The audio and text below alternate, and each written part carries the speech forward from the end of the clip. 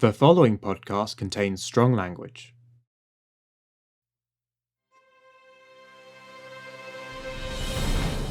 Hello and welcome back to the Ciné Rambles podcast. You're listening to Nick and Andrew, and we're here with your weekly fix of film-related ramblings. How are you doing, Andy? Oh, yeah, I'm fine, mate. How are you? Yeah, not doing too badly. So last weekend, I participated in a 24-hour Macmillan Cancer Support live stream where I played video games for 24 hours straight, and it was hugely successful. It was for charity, and I raised, at the moment, it stands at £585, which is approximately £485 more than I thought I would raise, so it's quality. Yeah, it's fantastic. And I want to say a big thank you to anyone or everyone who donated. So, just probably almost everyone who's listening as well. Yeah. Yeah. It's a big it was a really fun night. Yeah, it was good, actually. Also, I might start playing Isolation now, Alien Isolation. Yeah, well, I'm planning to continue playing it on live stream, so you can catch me on Twitch. Oh, what's your Twitch handle, if that's what it's called?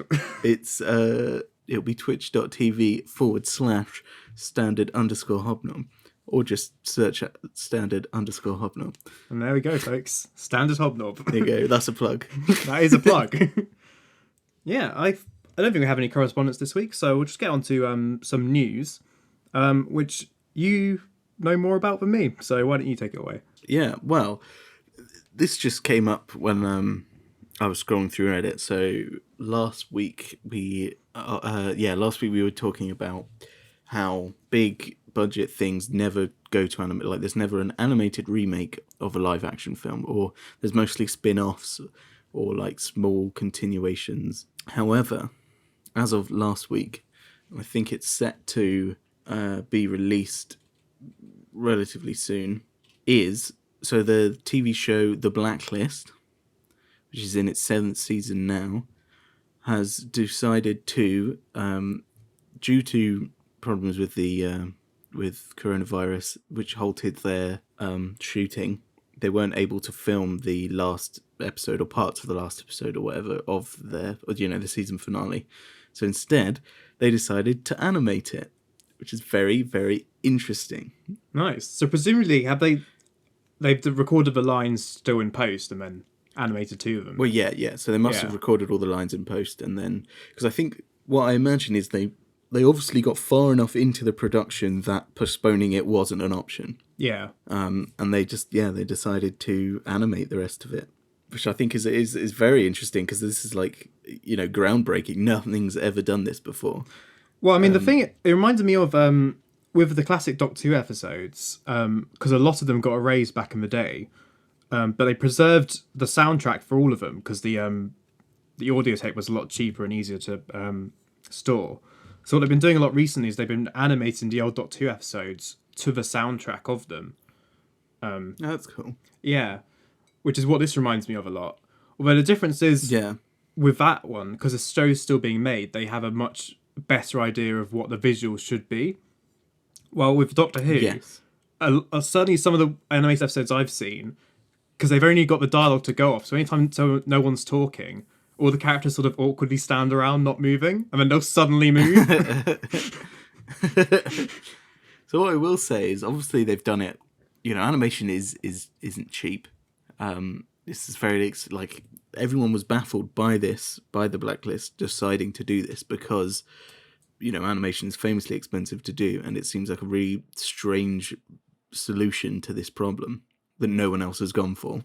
But I thought the problem is, I feel like they've done it on the cheap, because the animation they've gone for looks like do you remember, is it Telltale Games?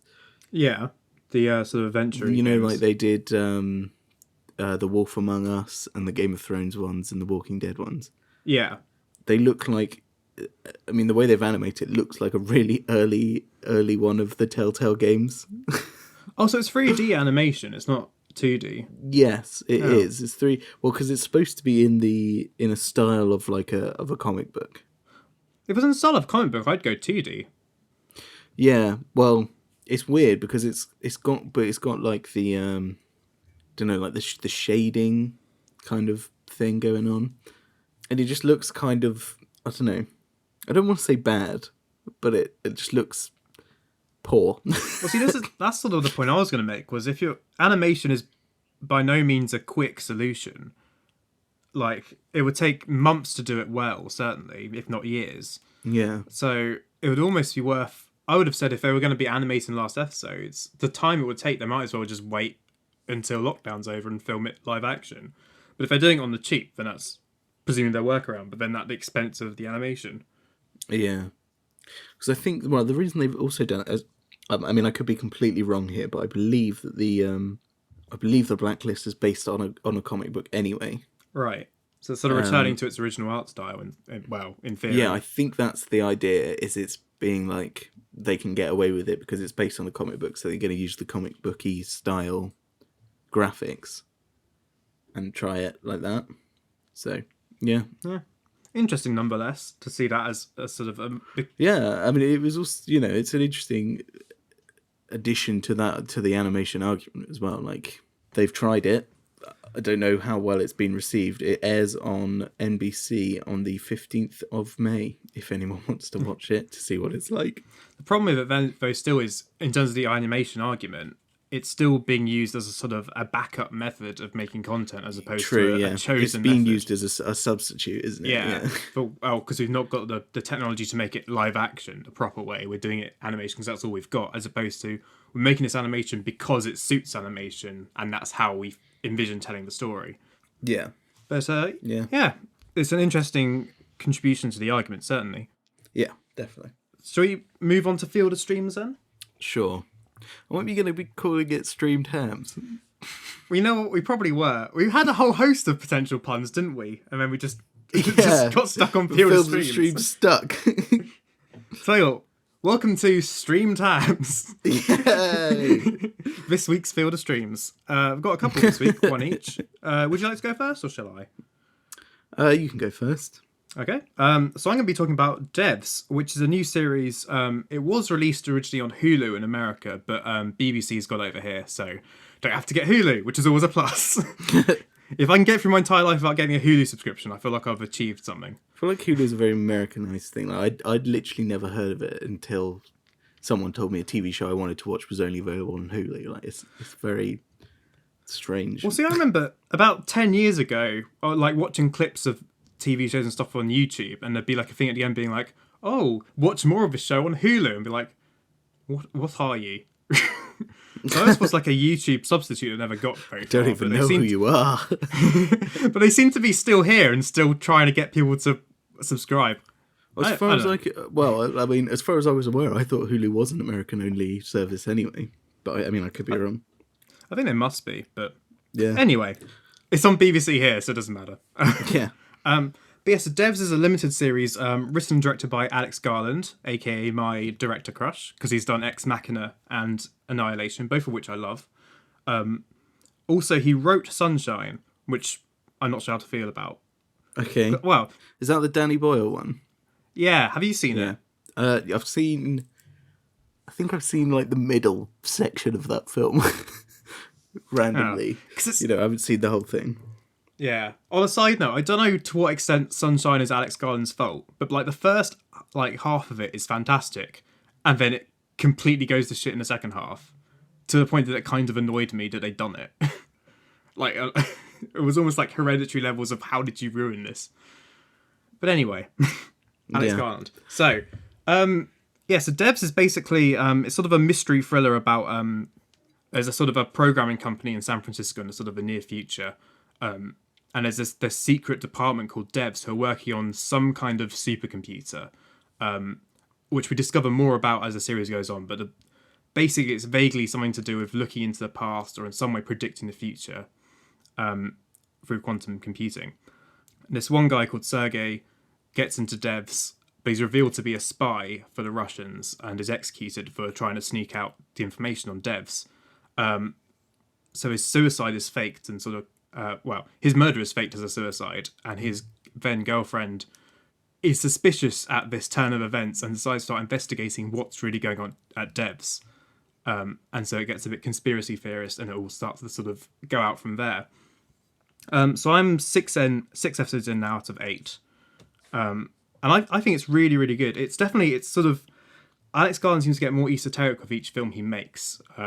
So this one is definitely sort of on the artsier side of science fiction. It's sort of shot and scored quite like a horror film in some ways, which I find quite interesting. But yeah, so I think it might take some people a little while to get into, because there is a weird sort of emotional distance to it, in the same way maybe Annihilation had. It's got Nick Offerman in it, hasn't it? It has got Nick Offerman. Again, that's all I know. He's great, because he's famous for doing Parks and Recreation, of course, where he's more or less a comedy character. Yeah. But here he's playing, sort of the villain. I wouldn't say too much more, but he's certainly an antagonistic force, and it's quite interesting to see him play that and do it quite well. But like he's threatening, but he's very understandable and sort of sympathetic, which I quite like. Yeah. In fact, overall, I think the writing, the whole sort of in terms of, you think about films being like the best films don't have clear good and bad. You know, the antagonists are sympathetic and you can understand why they're doing what they're doing, and and I like Devs has a lot of that going in for it. The more you watch of it, the more you sort of understand why Nick Offerman is doing what he's doing and why things have to be a certain way. Yeah. I also like it's sort of somehow predictable but unpredictable at the same time. Like, you're constantly trying to work out exactly how this machine is working and what it's doing, and just when you think you figured it out, then there's another aspect added and you're like, oh, maybe it's not that, maybe it's something else. So it's a very sort of actively engaging kind of show. Like, there's a lot of thought going into it. And certainly I think anyone who's interested in time travel, not that it's really a time travel story as such, but it uses a lot of the same kind of lore and influence. So I think anyone who likes sort of time travel stories will also really enjoy it. Okay. But yeah, that's Debs. It's available on iPlayer at the moment, and I highly recommend it. Very good. I also have an iPlayer-based thing to recommend. Oh, it's the place to be at the moment. Yeah. So I want to recommend Detectorists. Now, Detectorists I have heard of this. Is absolutely fantastic. It's so good, but it's really hard to describe why it's good, right?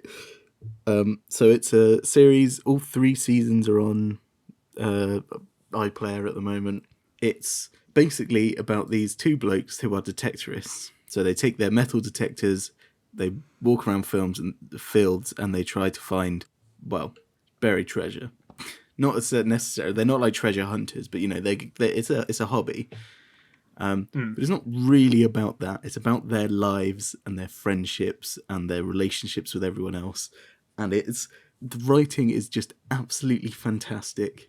The direction, because it's directed by, I think it's written by him as well, Mackenzie Crook. Oh, of Pirates of the Caribbean fame, and other things, yeah.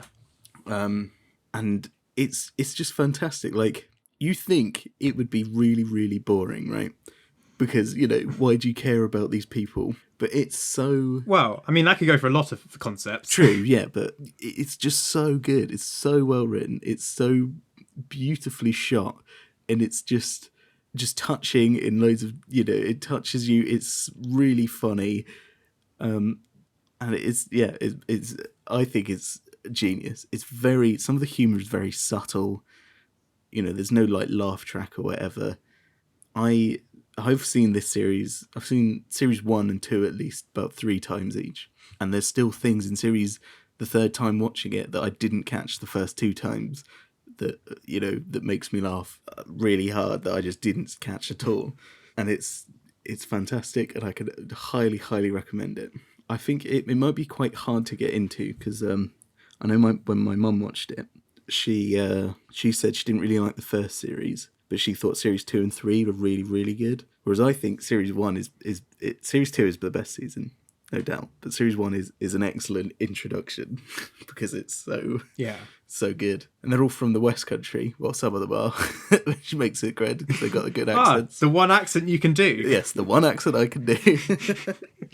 When we play D&D together, every character seems to have a West Country accent, regardless of who they are or where they're from. I can occasionally do a Northerner.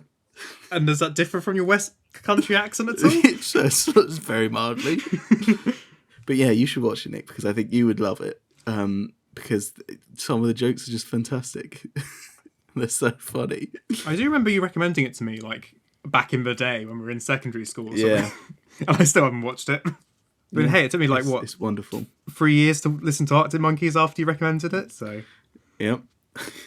It is on my list, but my list is on an Excel spreadsheet of multiple pages, so it might take a while. Wow, you're such a nerd.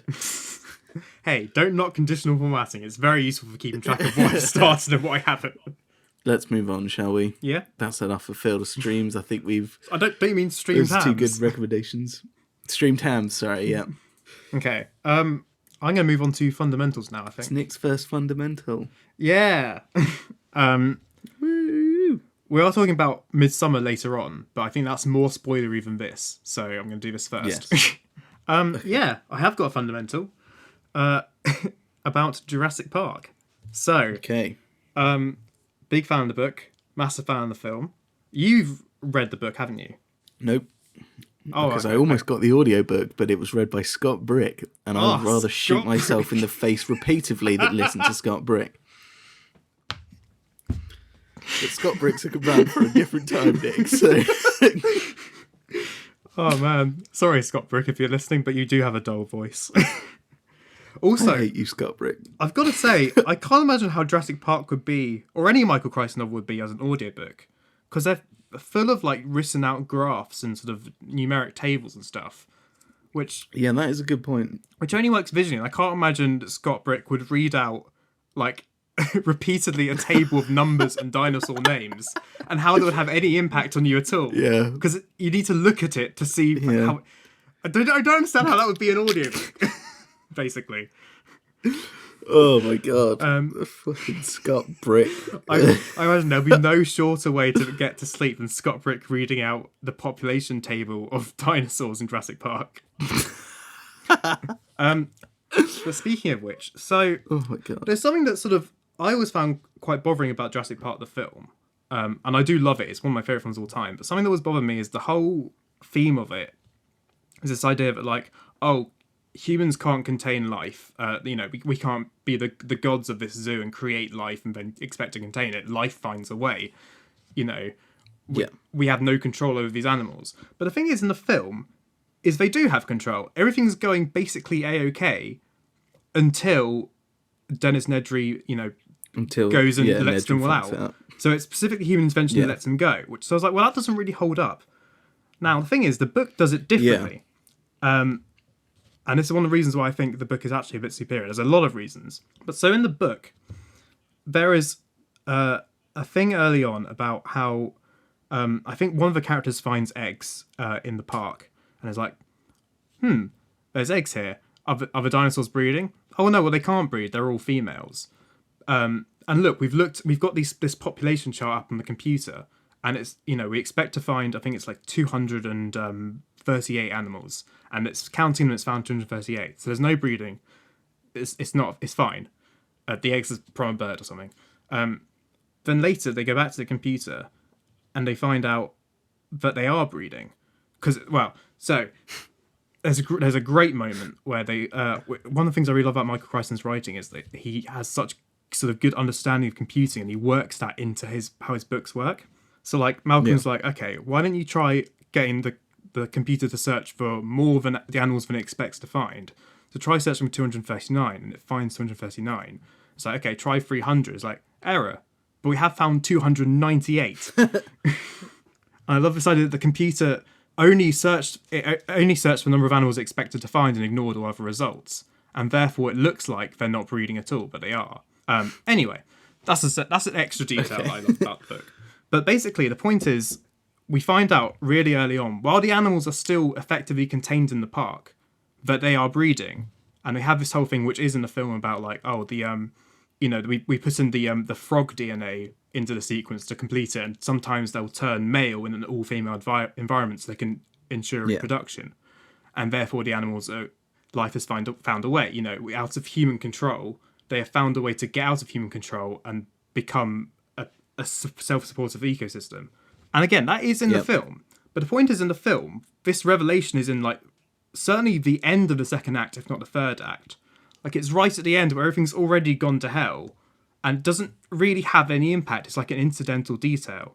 But in the book, just by simply having this conversation discovery moved to really what's the first act of the book, like it's in the first sort of 100 pages or so, it fundamentally changes how it fundamentally changes how that story works.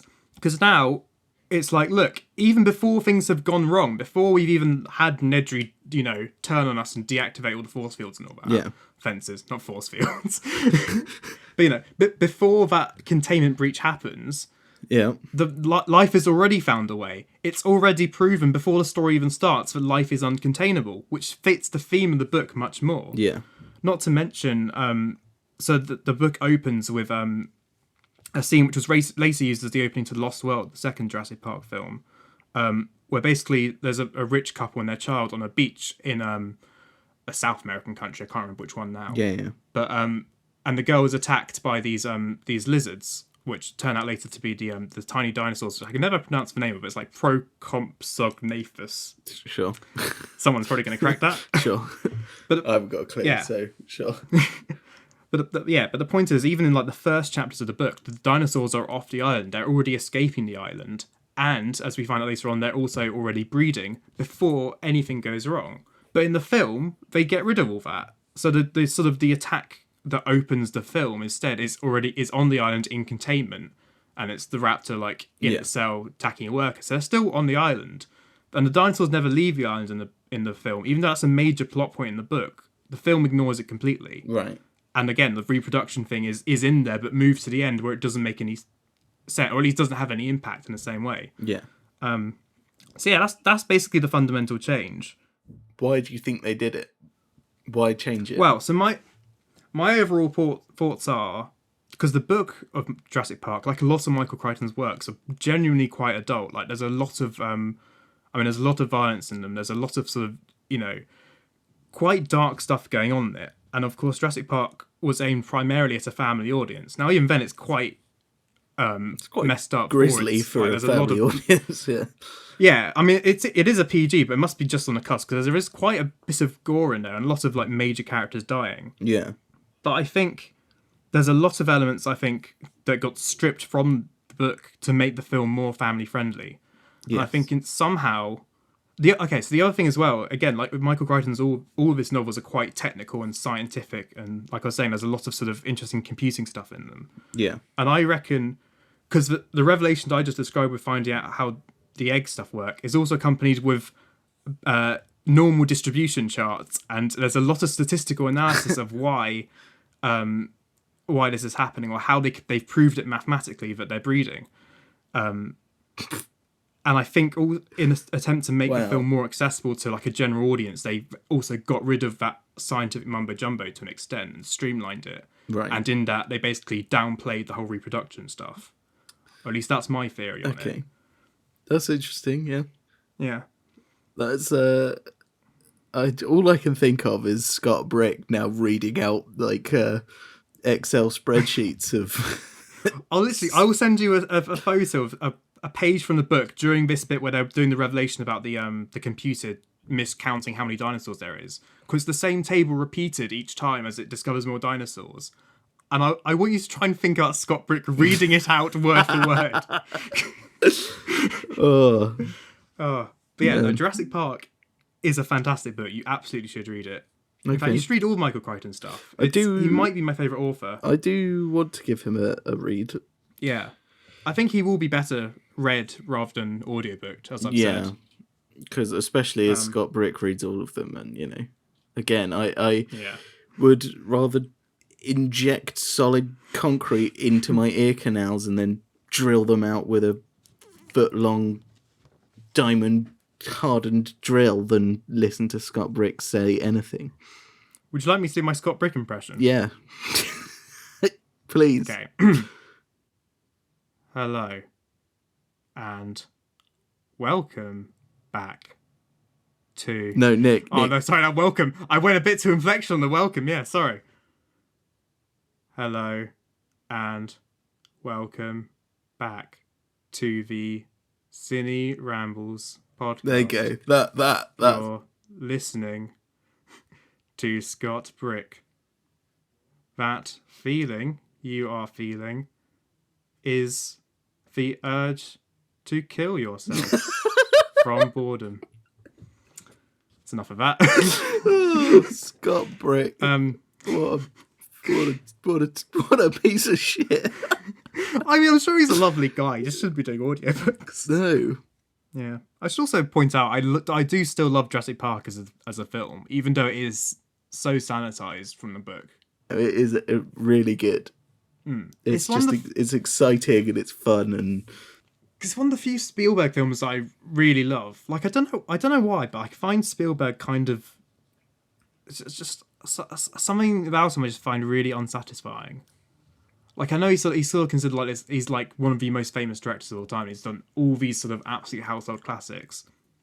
But Jurassic Park is one of the few that I actually like massively enjoy. Like, there's very few of them that I really appreciate that much. Yeah. Like, I mean, like Raiders of the Lost Ark is great. Yep. But it's not amazing. True. And like E.T. is just okay, and Jaws is decent. I mean, I refuse to watch Jaws. So. No, but he's made so many films. He's so highly regarded, but there's really very few of them that I have War any Horse was real love alright. for. Yeah, but again, it's all right. It's fine. It's sort of boilerplate, isn't it? But I think what's the other one? The war film that we always slag off. Oh, Saving Private Ryan. Yeah. Well, I need to rewatch Saving Private Ryan because to be fair, the first 10 minutes are exceptional. And they are brilliant, no doubt. I feel like watching it. I mean, if I watched it now, like 10 years later, and I'm older and mature. Schindler's List. He's done Schindler's List. Schindler's List is good, yeah. I think I might appreciate Saving Private Ryan more now, but I just really hate the plot of it. Yeah, the plot just makes no sense. Like I said last week with Extraction, like it's just such an enormous waste of human life and resources in the middle of a war where literally thousands of people die every day. Why would you then go and send more, several thousand people to die just to save one person? Well, yeah, exactly. And that person isn't even important at all. And because the whole thing is like, oh, this woman had all 4 of her children in the war and 3 of them died on the same day. So we want to make sure she only gets 3 notes about their death instead of 4. It's like, I mean, to be honest, I don't think that's going to tip it over. I mean, that is cold, but like the point is, anyway, fine, you want to get this one guy back. But in trying to save this one guy, loads of other people also get killed, and that's more letters you have to send out to more distressed mothers. So it doesn't even make sense. It's like it would be excusable if Private Ryan had, a key piece of information, or he was like a spy or something, and he's deep under in enemy lines. Some actual reason that the US Army would spend millions of dollars, thousands of lives, just for this one dude, beyond that really fucking stupid reason. Like, if he was deep in cover in Berlin, and it's like, he wouldn't be able to get out because everyone thinks he's a Nazi, and we need a special team to go in and know who he is to safely get him out. And like, yeah, maybe. But he's just a dude. He's just a soldier. He's all is the same as the other soldiers. The only thing that's different is 3 of his brothers have died. Yeah. Like, I don't know. It's just, there's also something so annoyingly patriotic about it in that specifically American way that just irks me. Did you see Hacksaw Ridge? I did see Hacksaw Ridge. Because Hacksaw Ridge was everything I wanted Saving Private Ryan to be for me. Yeah. Hacksaw Ridge I found a lot more enjoyable. Yeah, Hacksaw Ridge was really good, I thought. Yeah, the titular battle as well. Like that was like a really good sequence. I remember. Yeah, there's some really really good battle scenes in that. Also, I love the idea of having a war film where the main character is a pacifist. Like that's a really interesting take. And then doing an action scene with a pacifist in it and seeing how they navigate a battlefield. That's like a really interesting take as well. I also love that. I know it's Mel Gibson. There's very little positives you can say about him, but I love that he does decide to, because the real guy did save, he saved both American soldiers and Japanese soldiers. Yeah. He saved everyone he found, and then I did like that they showed how every Japanese soldier he sent down, they were like, oh yeah, he didn't make it, implying that they just fucking killed them straight away, which I thought was quite, a good highlight of bad American standards. But then you can't really say anything positive about Mel Gibson, can you? No, not anymore. Coughs in anti-Semitic isms. Yeah. To be fair, there's worse things you can be in Hollywood, apparently. So true, very true. He's a nutter, though. Yeah. Right, shall we move on to Midsommar then? Yeah, go on then. Yeah, because I finally convinced Andy to watch Midsommar. Yeah. And I thought we'd have a little discussion about it. It's on Netflix now. I thought it was on Prime. Or has it moved to Netflix? One of the two. I think it's Prime. Sure, Prime. That's what my research says. We're not going to be talking about the end as such, but I want to be able to talk about it openly. So we are going to do this as a spoiler corner. Okay. It's sort of, again, it's not like a sort of a twist film as such, where there's like a specific twist to be revealed, but it's the kind of film where it's best experienced with like no prior knowledge and just to let it do its thing. So, and it is very good. So I'd say if you haven't seen Midsommar, stop listening now. That will be the end of the show, because we are going to basically talk about a lot more than you probably know going in. So there'll be a warning on YouTube and on Spotify. You can just stop. We'll see you next week. Okay? Okay. Right. So, Midsommar. Yep. So why don't you run me through your reaction to it again? So, it's the weirdest fucking film I've ever seen. Good. No doubt. I feel like I should be able to update that. My initial reaction was just didn't like it. And I do still have gripes about it. There are definitely things I still have issues with. But once you had then said, like, it's supposed to be weird. It's supposed to be very uncomfortable. It's the whole point of it is to be that unsettling, horrific aspect. That sort of did sway me a bit, because I mean, I did finish the film feeling very uncomfortable. I'm feeling very unsettled and being, like, what the fuck have I just watched? So in that aspect, it sets out to do exactly, and it achieves exactly what it sets out to do.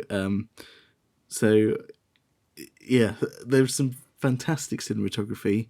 There's some amazing little set up bits, like basically the whole film, or certain plot points can be seen on the tapestries all over the walls. Yeah, and there's the first shot you see is that sort of tapestry that comes on like the entire screen, and it just tells you the entire plot, and then the film opens after that, which is quite good. It definitely went very strange ways. Yeah. I mean, it's some really weird, really, really weird. It's sort of, I think some people compared it to like a sort of an American version of The Wicker Man, which I think is probably it's been a while since I've seen The Wicker Man. I think it's definitely got similar influences and definitely, 100%. Like, I haven't seen. I mean, I've seen. There's a Nick Cage Wicker Man, isn't there? There is, but we don't talk about that. Yeah, because I've seen a lot of bits of that, but I haven't seen the English one. Yeah, the proper one. Is it English? It is English, isn't it? Well, I mean, it's Scottish, arguably, I guess. But fine. I mean, it's set in Scotland. It's a British film. One. Yeah. I haven't seen that one. It is good, but prepare your anus, because it's the strangest thing I've ever seen. Yeah.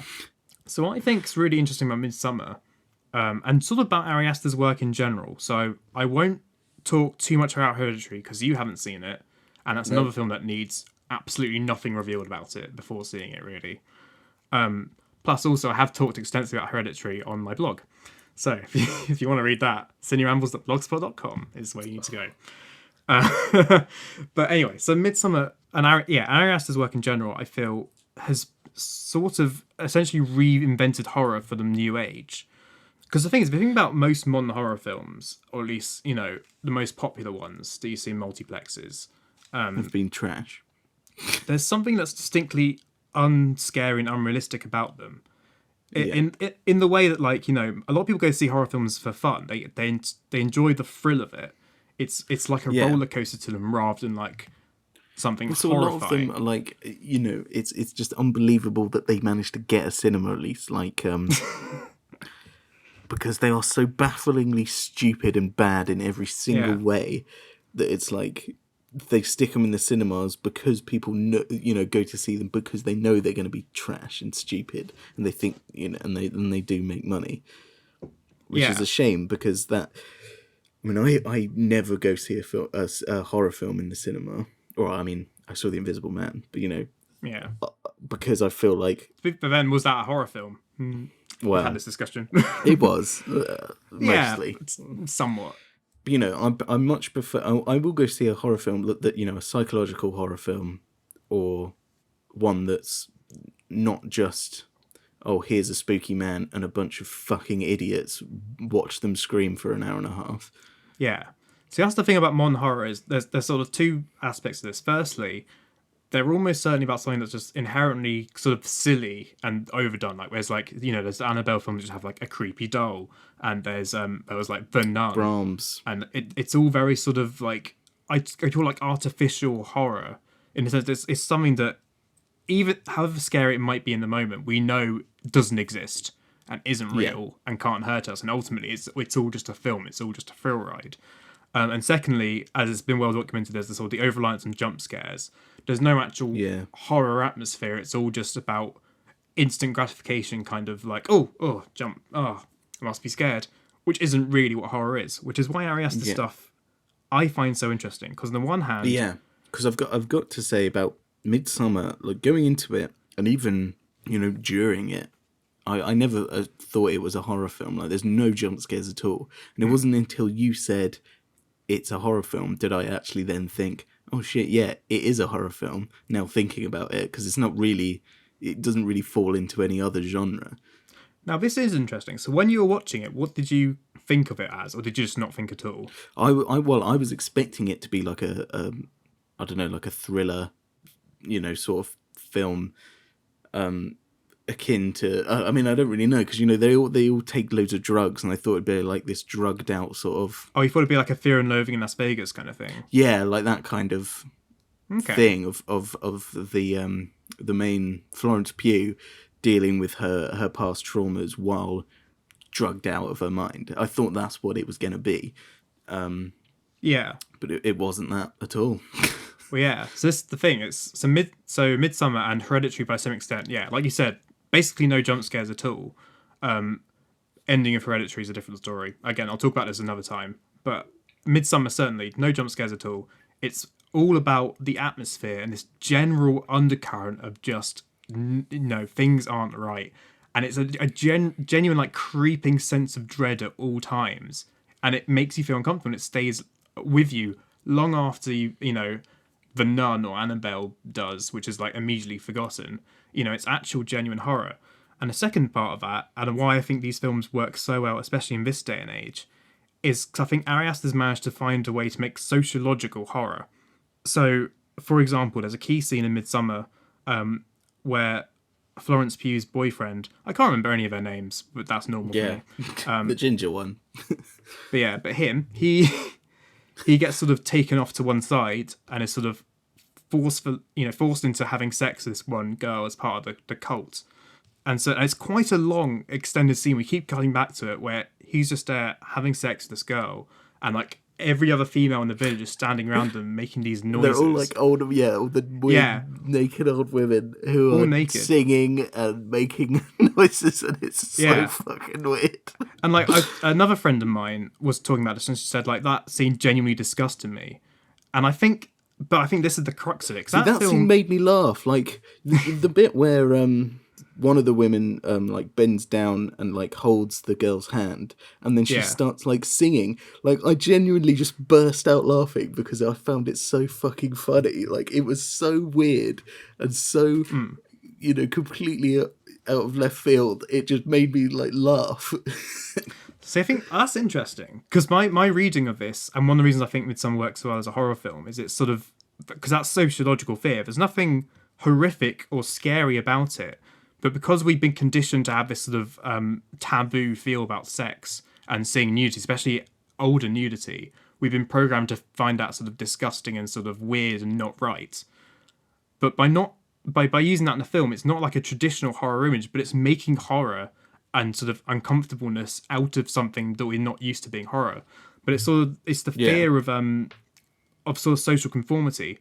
It's not socially acceptable to go around standing around people having sex in your starkers and holding their hands and singing, but we see it, and because it goes against our sort of social worldview and how we've been raised, it feels wrong. It feels horrific because it goes against what we've been conditioned to do in this society, and that's what I think Ari Aster does with his horror. I did read a thing like that Ari Aster, he did say that he thought the whole thing was like a dark comedy.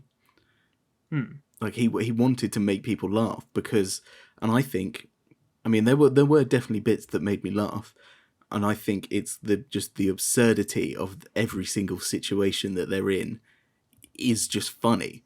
You know, like, so the bit at the very end where they are in the house that's going to be set on fire, and they give the he's like, oh, have the root of the vine tree and you'll feel no pain. You know, that thing. And then the two blokes look at each other as one of them gets set on fire, and he starts screaming, and that one guy's just sat there like, right. Well, and that like awkward look, and it just did give you a giggle, and it's like, this shouldn't be funny, but it's so completely absurd that it is amusing, and I think that was something that I just didn't expect at all. That was really weird. And speaking of the absurdity of it, I think a lot of my sort of reading of the film was based on absurdity, because basically, so I read it as a sort of a comment on American xenophobia. So okay. What's interesting is about, like you said, you know, there's this group of American teenagers who've gone to, I can't remember if it's Norway or Sweden. I think it's Norway. It's Sweden, yeah. It's like really northern Sweden. Yeah. Okay. So they're in Sweden, and you know they've come here to this like reclusive tribe, and they're imposing on them, and this tribe is doing nothing. I think this is what works and makes it sort of so scary. Is unlike in another horror film with, like, say, a slasher villain who means the protagonist harm and is actively trying to kill them. The cult in Midsommar aren't actively meaning them harm. Well, okay, maybe later on they do, but certainly to start with, the point is they're not mean them harm. They're the ones being imposed upon. They're just trying to welcome these American tourists into their custom. But the thing is, they're all the things they're doing, which to us seem horrific and unearthly and inhuman. It's just the cultural gap from hell. To them, this is just how they live. This is their way of life.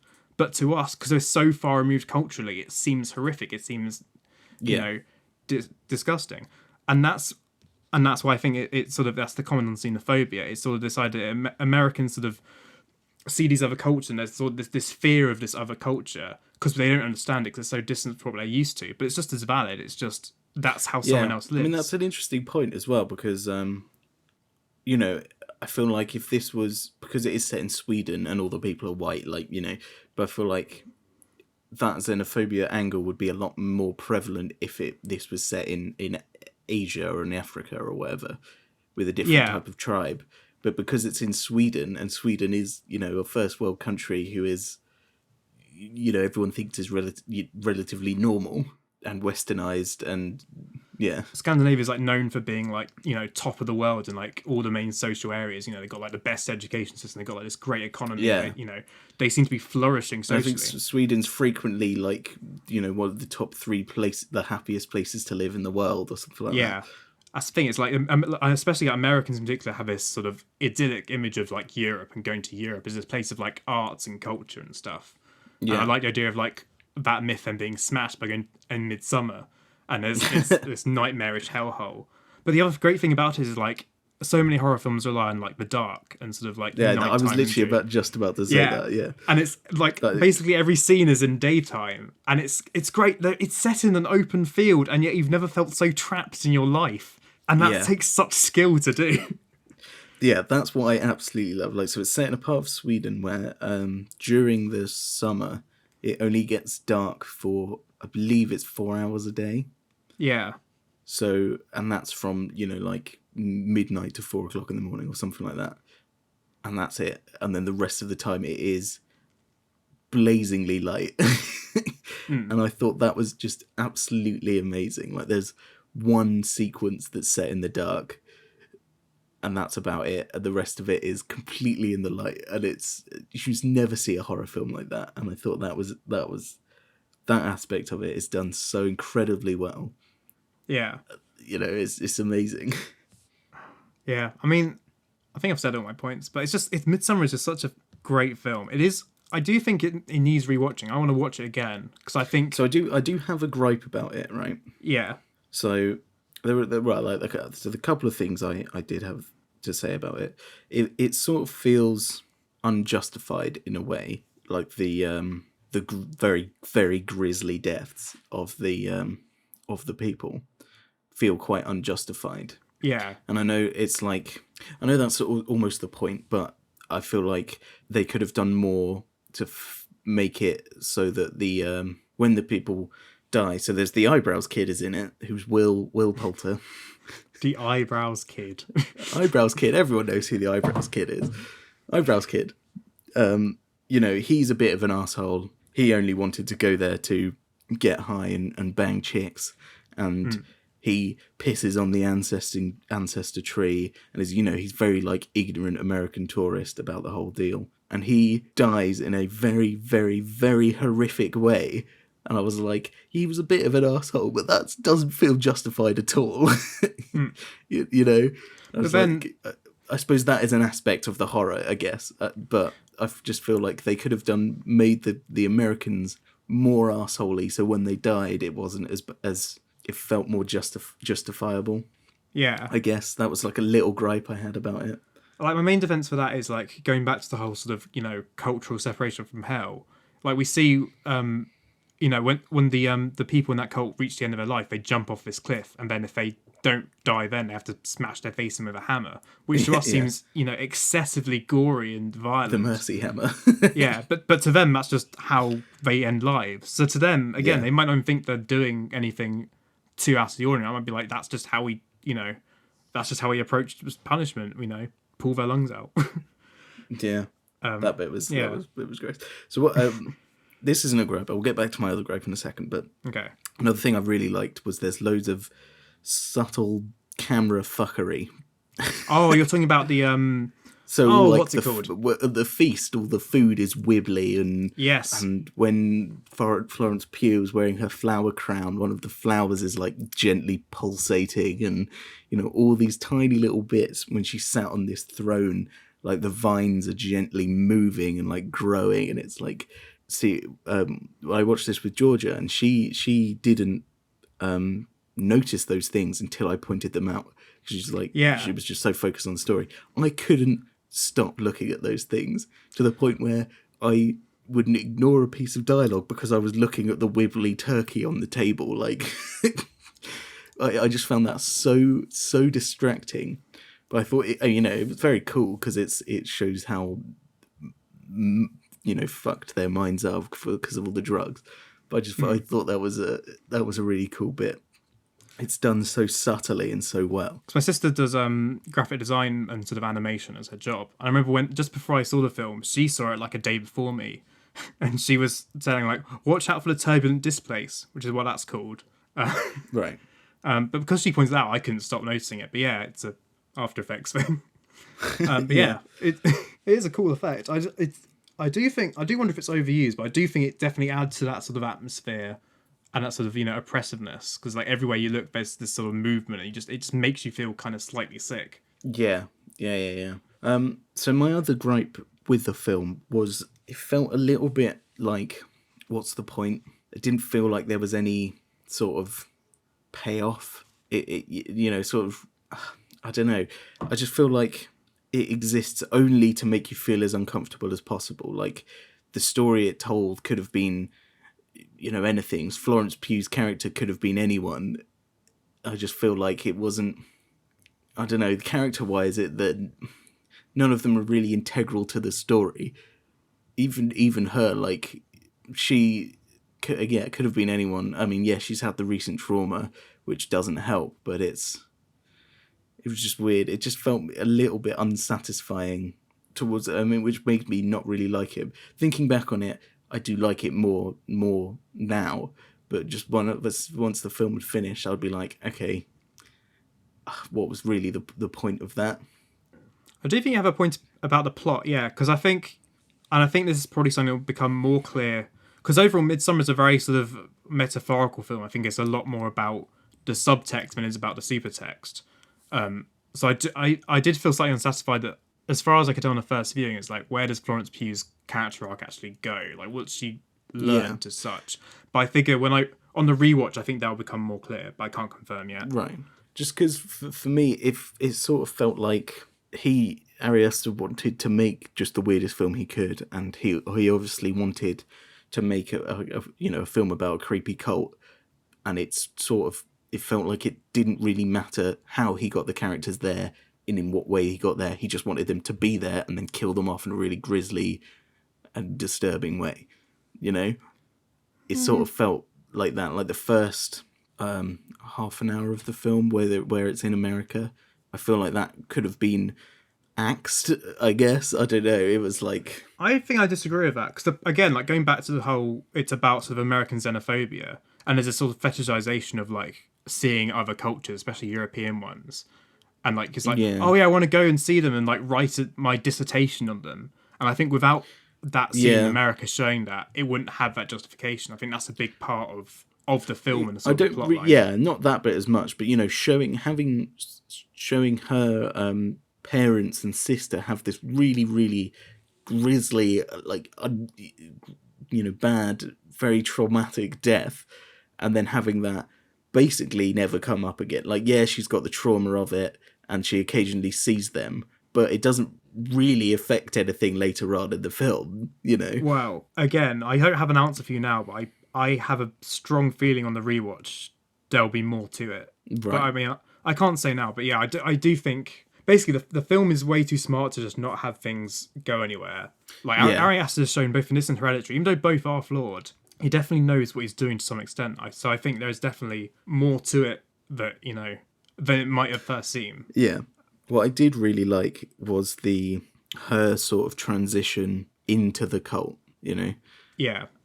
Because the cult have this whole thing of like shared emotions, which is why when they have to mercy hammer the old man, everyone's like screaming and crying because they're like, oh, they're sharing his pain, and then when the ginger bloke's banging that girl, all the women are also screaming because they're like, oh, they're sharing the pleasure.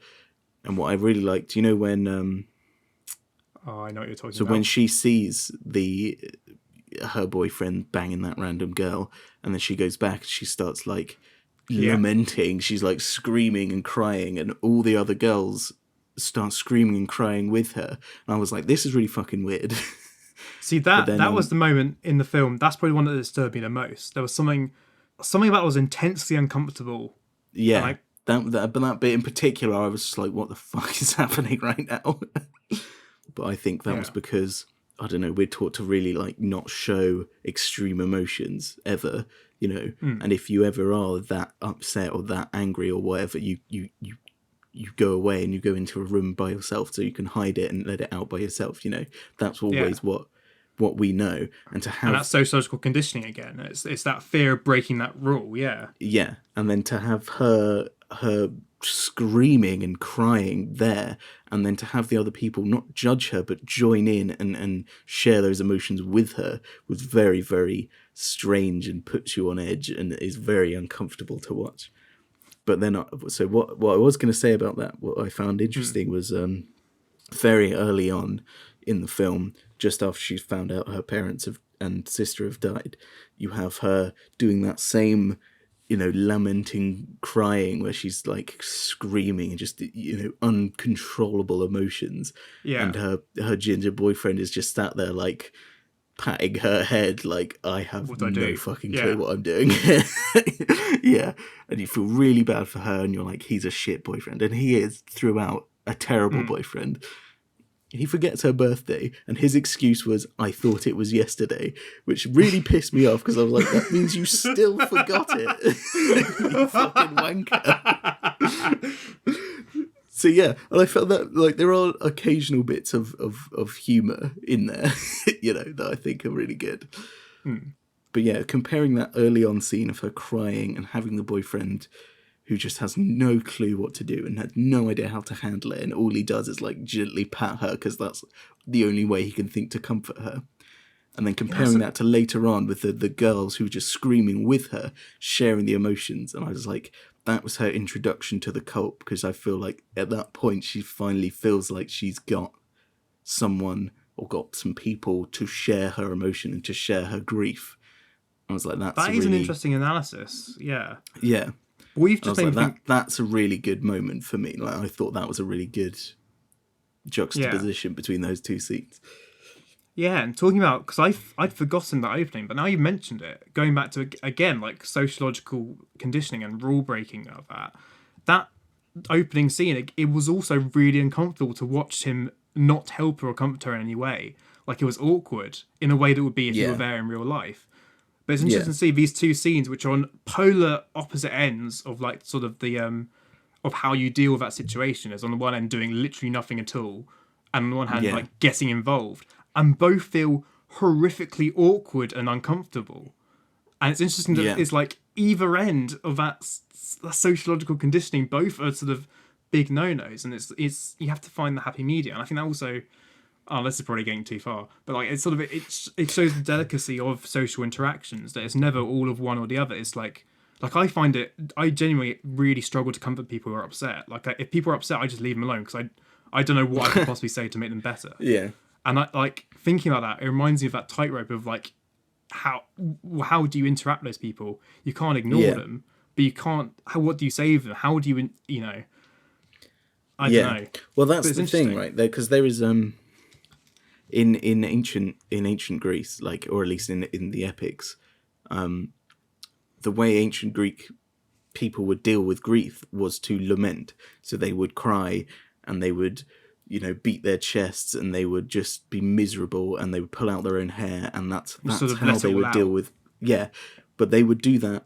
If you so it in the Iliad, when Achilles is there, and his lover Patroclus dies. He's obviously really upset, and he comes back, and he just tells his slave women, he's just like, lament for me, and they're like, oh shit, okay, and they all just start crying, and they start beating their chests, and they start, they lament for him. And like, that is the way they show grief and respect for the dead, is just by being, just crying and showing that emotion. I was like, that scene in particular really reminded me of that, because these girls have no attachment to that at all. They aren't upset by it. They are just sharing her emotions and crying with her.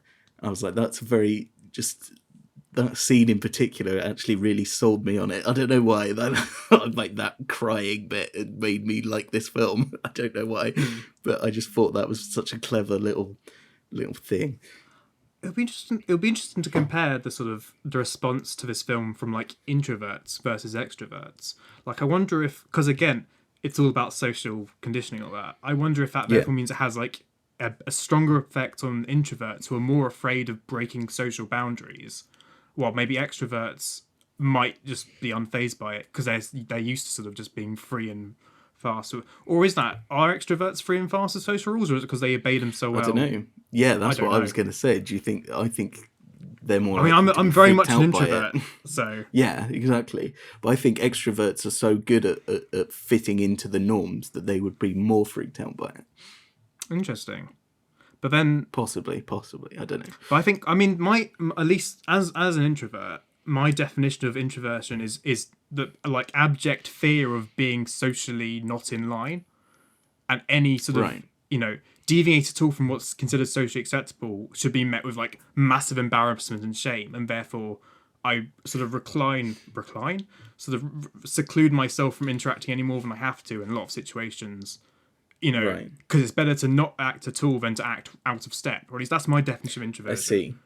But I mean, well, I think that's slightly different. I don't know. I mean, that's probably a type of introvert. But for me, I feel like I'm intro. I mean, that's just social anxiety, I suppose, isn't it? Yeah, I think, yeah. Well, because I'm introverted, but only because I choose to be, because I can't be bothered to go out, or, I can't be bothered to go and interact with people.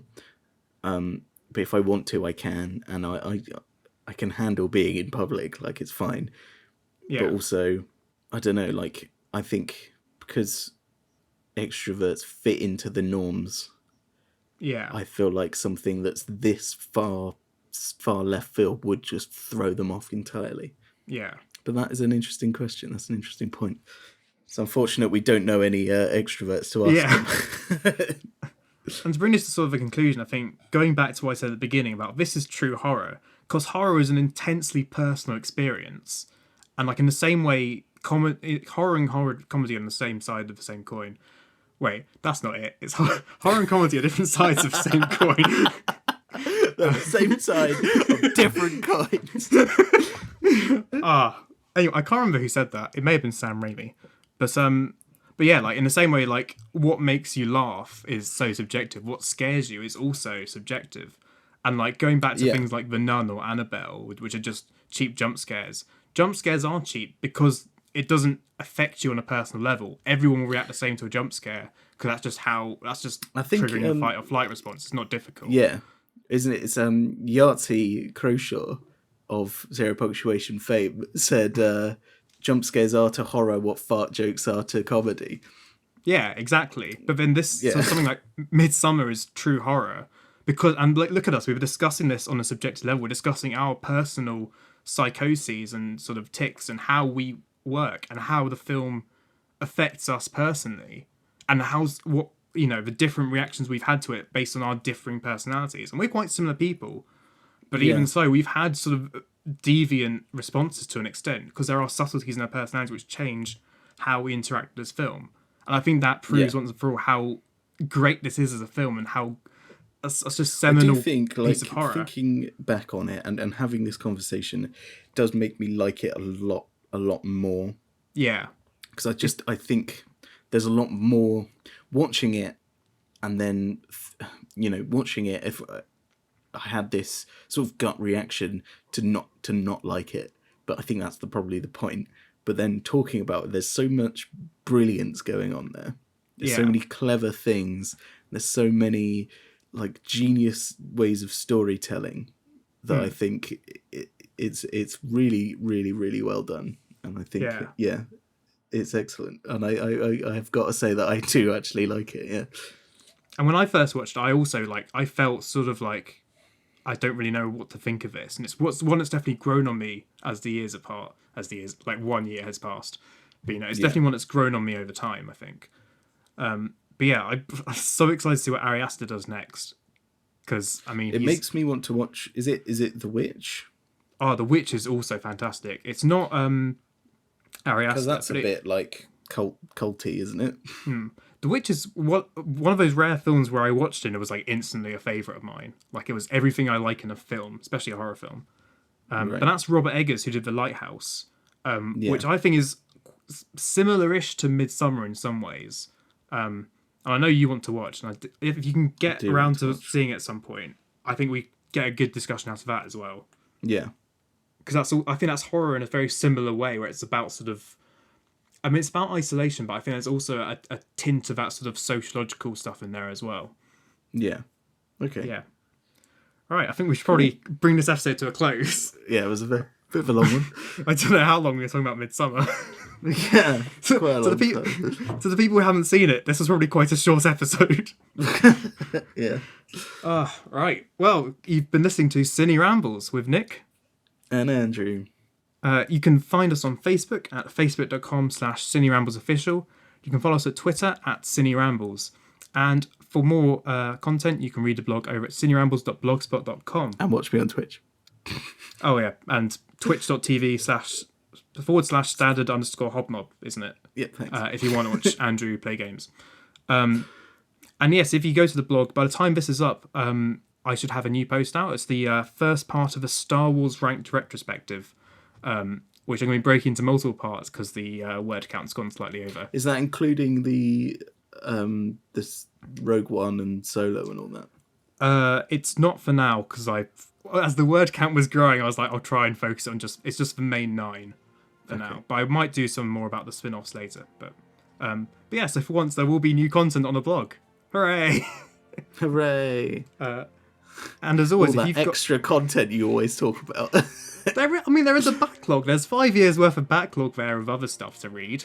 And again, if you want to read more about Midsommar, I did write on my top 5 of 2019. I did write a brief sort of summary of my analysis there, and I've done a very long post about Hereditary, as I mentioned. So there's plenty to read there if you've enjoyed today's conversation. And And as always, if you'd like to send in any reviews, any suggestions for stuff to talk about, or just any viewpoints at all, any corrections, anything, you can email us at cinerambles@gmail.com. So have you got any final remarks then, Andy? Just don't grab my butt cheeks while I'm banging Nick. It's weird. I'll try my best. Good night. Oh, bye.